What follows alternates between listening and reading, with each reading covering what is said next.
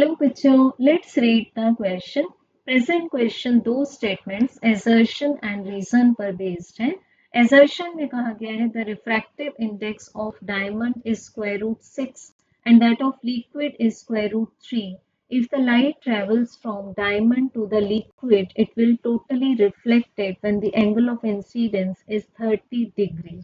And reason में कहा गया है mu is the reciprocal of sine of critical angle where mu is refractive index of diamond with respect to liquid and C is the critical angle. So बच्चों इसके लिए first of all consider करेंगे total internal reflection का phenomena. सो यहाँ हमें जो pair of media दिया है इसमें हम मान लेते हैं फर्स्ट मीडियम एज डायमंड. अब refractive index of diamond given है स्क्वायर रूट ऑफ 6 और अपर मीडियम को हम मान लेते हैं सेकेंड मीडियम को लिक्विड जहां refractive index of liquid given है स्क्वायर रूट ऑफ 3. अब एक पॉइंट ऑफ इंसिडेंस मान लेंगे और इस पर ड्रॉ कर लेंगे नॉर्मल. अब बच्चों यहाँ ऑब्जेक्ट से जब एक रे इंसिडेंट रे इस पॉइंट ऑफ इंसिडेंस पर फॉल होगी so if the angle of incidence theta I is more than the critical angle तब ये जो रे है वो टोटली इंटरनली रिफ्लेक्ट हो जाएगी सेम मीडियम में. तो पहले एजर्शन में चेक करेंगे whether this condition is satisfied और नॉट.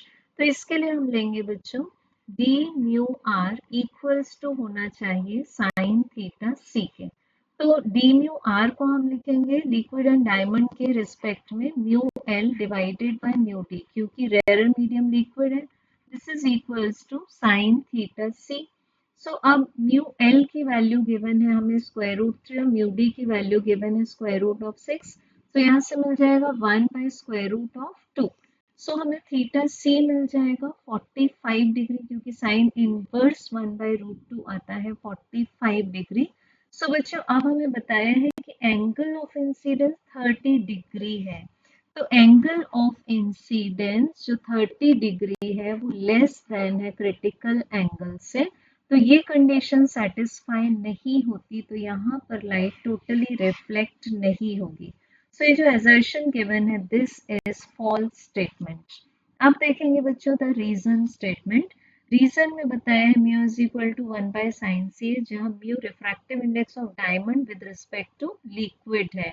सो यहाँ पर अगर हम इसी रिलेशन को मॉडिफाई कर लें तो हमें क्या मिल जाएगा the refractive index of diamond with respect to the rare medium that is liquid is equals to 1 divided by sine theta C.